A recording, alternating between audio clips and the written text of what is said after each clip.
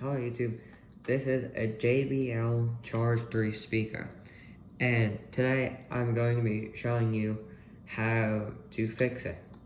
Now there's obviously different things that can happen to your speaker, but the thing that's happened to mine is that this speaker makes like a static sound whenever it plays. Whenever you're playing music, it sounds like there's actual static playing. It's not playing it's like playing in the background basically of any song, and it's annoying, and sometimes it could get really bad where you almost can't even listen to songs. So yeah, I already have the cover off of it. This is the front, and then this is the top and all the buttons and whatnot, and then you have how you connect it. So when I put the case back on, I'll show you how to I'll put it back on, and then I'll show you how to like take it off. So we'll do that later. Mine actually, the last 2 or 3 times I try to make this video, the first time it was like messing up, and then the second time it didn't do it anymore. So I was like, okay, so what's going on? So it might not do it, might do it. If it does it, I'll fix it again. If it doesn't, I don't need to fix it. So just listen, because if it makes a static sound, you'll hear.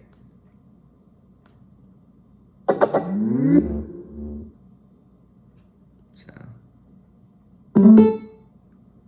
it didn't really do it that time. But if you're playing like really loud music, especially with a lot of bass or heavy bass in it, it'll most likely happen during something like that. So you hear it's not making the static noise. Now if yours is making the static noise and you're watching this video, then you obviously know what it sounds like. Now I'm going to show you how to fix it. So, first and foremost, learning what speaker it could be. That too. So, you need to know what speaker it is. Now, there's only 2 on the speaker. It's only this one and this one. These are not speakers. These are just pads, like a subwoofer maybe, but not really. They're just pads. They aren't speakers. They just make sure that any songs with really deep bass will play right and sound right because of these. So it's just, I don't know, it produces a vibration, whatever, speakers. So, a thing you can do to figure it out if you don't know what speaker it is, and there's only 2, so it's either this one or this one. So if you don't know what speaker it is, what you can do is take them, play a song that has some bass in it, preferably a song that has a lot of bass in it, just so it's continuous, and then like heavy bass parts is really where it makes a static sound for mine, and that's what I did, and I was able to figure out which speaker that does it. So both of these will play, and then what you want to do is take your hand and cover each speaker. In my case, it was this side. So what I did was I had the song playing, and it was playing with the static noise. So I covered this side, and it sounded like the static. And so I covered this side, and then it sounded like the static, but it sounded like it was muffled. So like, okay, it's definitely this one. It was muffled because my hand's over it. So it's definitely this one. Fixing it. What you want to do is flip it over so the speaker can then rest on the table, and then the rest of it can just sit and do whatever. And I have mine up against my soldering iron, which I don't need it on because it's working. So what causes this is the soldering on here. So you can see how there's a wire right there that comes from the speaker itself, and then there's a wire that comes from control board or whatever. So this wire, the one that comes from the speaker, goes up through this board, and then this blue wire goes to the board, but first it goes through a little metal piece just to hold it. It doesn't mean it's like connected to it instantly. It goes through a metal piece to hold the wire, and then this other wire comes from the speaker, goes through a little hole in the board, and then they're soldered together. What happens is that sometimes the solder isn't that good, and they aren't connecting, basically. Another thing too is you want to look closely that right here, or like around the edge, the solder or like this wire isn't touching this, because this is metal, so it'll like short itself out, and it could be like touching it with songs during bass and vibrating and touching it, and then that could be what's producing the static. So make sure it's not touching. So what you want to do is you want to have it like this down, or maybe even like this. Just make sure that it's not going to move when you're soldering, because you don't want to mess it up, because these aren't exactly cheap, because they're good speakers, but just after a while and after a lot of use, they break down just like anything else nowadays. So what you want to do, I'm pretty sure this is cold. It feels warm, so I'm not going to touch it. I just turned it off too. But basically, and I'm not going to actually solder this, but basically what you want to do is you want to hold it. You want to hold it like this, like level, but you know, to where you can see it. I'm doing it weird because the camera is right next to me. But basically, you want to make sure that when you're soldering, that the solder goes this way, because, okay, I have to explain it. Basically, you want the solder, so you're holding it like this. You want the solder to drip down that way, because that's where the wire is, right? So you want it to go that way.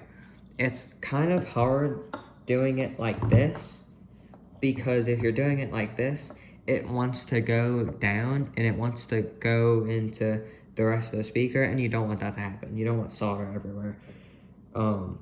But this other stuff is actually hot glue, so they'll do the solder and then they'll put hot glue on it for some reason. No idea why. But yeah, that was another thing, is that the hot glue would be interfering with it, or that was like the solder for it, which you can't do. I mean, you can, but it take a lot of hot glue, and you need to make sure the wires are, you know, together, but no, just solder it, easier. So mine's already fixed, but that's the main problem. That's the two main problems of static noises in your speakers, is the wires not connecting right. So I'm gonna put mine back together and then show you how to put the case back on, which I don't like, and then show you kind of how to take it off too. So, but first we have to get the speaker on. So what you want to do is there's the screw holes, and then there's a little guide pin holes that you can see. It's kind of hard to see, but you can see it. So they're guide holes. So you want to put those in first, and then almost like a door. You want to put those in first, and then like swing it closed. See how it's going like this? I don't know, but yeah. So that's how you put it in. And then you need to put the screws in. Usually I just do one in the top left, just so I don't have to hold it, because it will want to pop out if you let go of it. So just put one in and then do the rest. You obviously need to put all of these on before you put the case back on. Because if not, it'll probably make rattling noise. I don't know, never tried it. Wouldn't recommend it though. So now if you're curious about what's inside the speaker, you can take both of these off. The thing is, these cannot come completely out of the speaker, because right here, this plastic piece, it doesn't move. And the thing about these speakers is that the red and blue cords that were attached coming from the rest of it to the speaker itself, those connect into one big, like, connector. It's this speaker and this speaker on one big connector that just connects in. So if you would unplug the connector, these would just hang down. They wouldn't be able to actually come out because they're both connected to the same thing. So you can't actually take the speakers out. But if you are curious to see what it looks like, you can take them out and you can see that on the sides, they aren't actually speakers. And the first time I took this apart, it was this one that broke or had the same issue, same static issue. I was shocked. I was like, wait, those aren't speakers? Like, what are they? So, yeah, they're not speakers. I don't know what they are. Just something to produce extra bass. So make sure these are tight. Make sure that they aren't gonna rattle around because it might not even be the speaker. You might have something in your speaker somehow, no idea how, but you might. So that could be it too. So now it's time to put on the case. That ain't it. Okay, so it's fine. So I'm gonna have it like this. Yeah, have like this will kind of stay. So this is the front. So it's obviously not gonna be here. It's obviously gonna be this one because this right here. So what I'm gonna do is open it up. Now it can open like this, but you don't wanna go all the way because it could break it. So yeah, you're gonna take the speaker, put it in, and you can actually kind of see that like the rest of it's plastic and then this is really thin plastic. So the speakers can obviously produce sound through it. And yeah, so what you want to do is you want to line this up. You want to line it up, make sure. So I don't know if you can see in there, but you see right there, there's guide pins coming from the actual speaker itself, and then the case has holes. So those you need to get in first in order to make sure it fits flush. And I actually did it first try, which I'm very amazed. So take your time, look at what you're doing, and do it right. Because I kept struggling with putting this case back on. But before you do it, before you snap this closed, there are 2 screw holes. Now, there's one right here and one right here.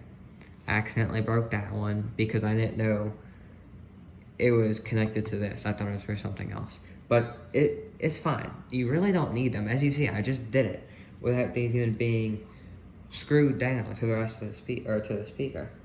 So they just basically hold it in place. So when you wrap it around it, it doesn't like start sliding around too. That's all they're for. But put the screws back in and keep them there. And yeah, because you don't want anything loose. Because it's obviously, or it's an obvious difference when it's a static noise and it's something else. But yeah, so, this one. Okay, so this, you pop it in. Like I said, I kind of broke it off a little because I didn't know it was connected to it, or I didn't know it was part of this. So now what you want to do is just take them and then pop it in like that, and boom, it's pretty much flush. And the material, it's like woven fabric around it or whatever. So it creates a pretty good seal. And then all of this fits around it flush. This fits around it flush. All of it fits really nice, so that's good. Now, to take it off real quick before my phone pulls some kind of excuse and says, oh, you need to add more storage or something. So any flathead will do.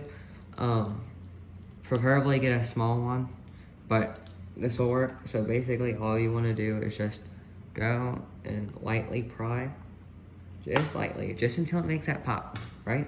Do it for the other side. Oh god, you don't want to jam it in too much because you don't want to break anything. And then when it's like this, it's like, oh, I can't push it. Use both thumbs at the same time and go pop, and it'll pop right off.